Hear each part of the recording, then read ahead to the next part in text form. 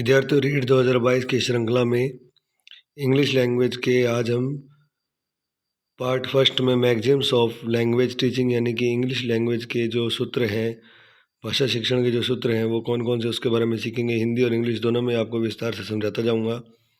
पहला हम जिसे बोलते हैं हिंदी में ज्ञात से अज्ञात और इंग्लिश में बोलते हैं known to unknown. Known to unknown का मतलब है कि पहले से ही विद्यार्थी को जो बात जानते हैं उसके आगे से सिखाया जाए और ऐसी बातें सिखाई जाए जो वो नहीं जानते। तो देखिए ओल्ड प्लस न्यू का मिक्सचर कहलाता है लर्निंग आउटपुट सक्सेसफुल। कहने का मतलब बच्चे मान लीजिए नाउन के बारे में जानते हैं कि नाउन राम भी एक नाउन है, बॉय भी एक नाउन है, लेकिन अब हम क्या है कि उसको क्लासिफिकेशन और नाउन नाउन के टाइप्स के बारे में सिखाएं। तो पहले बच्चे को पता होना चाहिए नाउन क्या है। इस तरह से हम बच्चे को सिखा सकते हैं। और ओल्ड प्लस न्यू का मिक्सचर होता है, जैसे बच्चों को हमने पहले एज ए आर और एम का यूज़ सिखा दिया। अब अगर हम वाज वर का सिखाएंगे तो वहाँ से थोड़ा सा इजी कॉन्सेप्ट होगा। उन्हें सिंगुलर प्लूरल के साथ किस तरीके से यूज होता है ये बात वो आसानी से सीख जाएंगे। उसके बाद मान लीजिए बच्चे को नाउन हमने सिखा दिया, तो अगर हम प्रोनाउन सिखाते हैं तो वहाँ पर बच्चों को नाउन और प्रोनाउन को रिलेट करके और जिन बातों को वो जानते हैं वहाँ से उसे प्रोनाउन की तरफ ले जा सकते हैं। आर्टिकल्स ए और एन को सिखा के फिर हम दा की तरफ ले जा सकते हैं।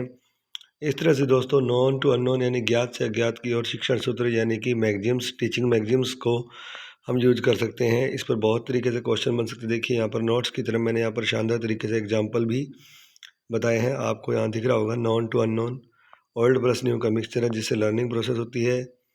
आप कोई भी टॉपिक का एग्जाम्पल ले लीजिए, जैसे मान लीजिए ये मैं आपको सिखाता हूँ कि मान लीजिए नाउन अगर बच्चों ने सीखी हुई है और अब हमें नाउन के टाइप सिखाने हैं, तो सबसे बेस्ट जो एग्जांपल होगा known to unknown teaching maxims होगा। उसके बाद साउंड सिंबल्स हैं, ट्रांसक्रिप्शन, मैप और मैप के एस्पेक्ट्स। यानी कि पहले हम बच्चों को साउंड के सिंबल सिखाएं और फिर उसका ट्रांसक्रिप्शन करना सिखाएं अलग अलग वर्ड्स का, वो भी इसके अंतर्गत आएगा। पहले हमने मैप के बारे में बता दिया और फिर मैप से हम छोटी छोटी चीज़ों के बारे में बताए, वो भी इस तरह से हम नॉन टू अननोन सिखा सकते हैं। उसके बाद है concrete to abstract. Concrete to abstract का मतलब है मूर्त से अमूर्त की ओर। मूर्त का मतलब जिन चीज़ों को हम छू सकते हैं, महसूस कर सकते हैं, देख सकते हैं। और एब्स्ट्रैक्ट का मतलब जो है अमूर्त है, जैसे हार्डवेयर है से सॉफ्टवेयर की ओर। जिन चीज़ों को हम टच कर सकते हैं और एब्स्ट्रैक्ट अमूर्त है जिन्हें हम टच नहीं कर सकते। सॉलिड थिंग और इमेजिनेशन, मूर्त से अमूर्त की ओर। ऐसी चीज़ों जिनको हम महसूस कर सकते हैं। मान लीजिए आपको एग्जांपल है कि एक कोई चीज़ है, मान लीजिए पेन है, आप उसे छू के दिखा सकते हैं, लेकिन आप अगर आपको कहें कि ईमानदारी को छू के दिखाओ तो आप ईमानदारी को महसूस कर सकते हैं। जैसे आप एक दर्द है उसको महसूस कर सकते हैं, लेकिन दर्द को कहीं कोई भौतिक चीज़ नहीं है जिसको आप दिखा दें। तो इस तरीके से कंक्रीट टू एब्स्ट्रैक्ट, मूर्त से अमूर्त की ओर हम चलते हैं। उसके बाद आपको बताता हूँ नियर टू फार, पास से दूर। पास से दूर का मतलब क्या होता है, देखिए कि अगर विद्यार्थी को, किसी भी बच्चे को किसी भी लेवल पे अगर हमें सिखाना है तो पहले उसकी सराउंडिंग्स, यहाँ पर देखिए मैंने बनाया हुआ है।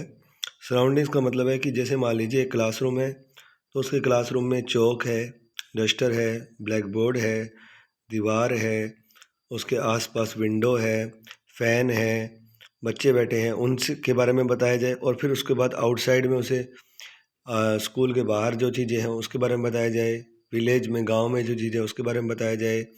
उसके पास जो तहसील लगती है उसके बारे में बताया जाए। उसके स्टेट के बारे में बताया जाए। तो इस तरह से नियर टू फार सिखाया जाता है बच्चों को। देखिए फ़ैन, बोर्ड, सराउंडिंग, टेबल, ये क्लासरूम है, उसमें ये सब चीज़ें हैं। और क्लासरूम के बाहर देखिए रोड, टेम्पल, ट्री जो विलेज के अंदर होते हैं या कहीं पर शहर के अंदर हुई हैं या उसके आसपास कहीं भी इन्वायरमेंट में हैं। तो इस तरह से हम near to far teaching maxims का यूज कर सकते हैं। देखिए एग्जाम्पल के माध्यम से मैंने आपको यहाँ पर बहुत ही शानदार तरीके से बताया है। उसके बाद है डेफिनेट टू इनडेफिनिट, निश्चित से अनिश्चित की ओर। ये किस तरह से दोस्तों कि कोई भी निश्चित चीज़ें हैं उनके बारे में पहले बताया जाए और इनडेफिनिट थिंग्स हैं उनके बारे में बाद में सिखाया जाए। जैसे ग्रामर के जो रूल्स हैं उन्हें इस तरह से सिखाया जाए कि जो डेफिनेट चीज़ें हैं उसे सिखाया जाए, बाद में उसे एग्जाम्पल के माध्यम से क्लैरिफाई किया जाए और इनडेफिनिट थिंग्स को सिखाया जाए। तो दोस्तों हमने देखिए टीचिंग मैगजीम्स का फर्स्ट पार्ट सीखा है।